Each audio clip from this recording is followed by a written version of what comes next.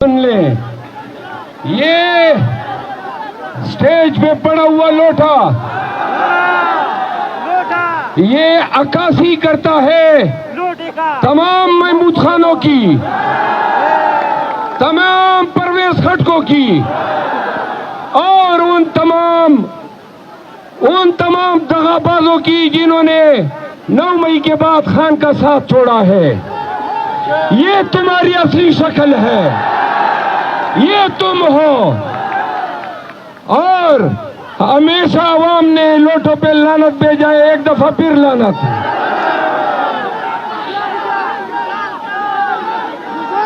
पाकिस्तानियों, चंद सियासी बातें मैं बोला। सबसे पहले जेल में मैं गया, जेल में खान के पास गया, उन्होंने कहा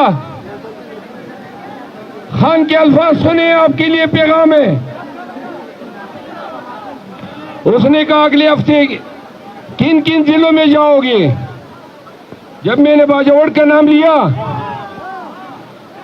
तो खान ने कहा दो अफराद के नाम लिए।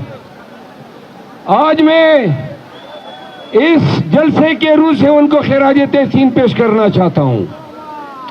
पहली बात, तमाम पीटीआई बाजवड़ को पीटीआई की तरफ से यह पैगाम है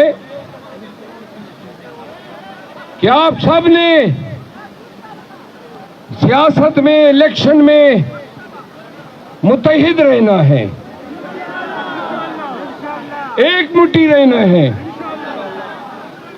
कोई दड़ेबंदी नहीं होनी चाहिए और पार्टी के अहकामात और असूल को आपने फॉलो करना है।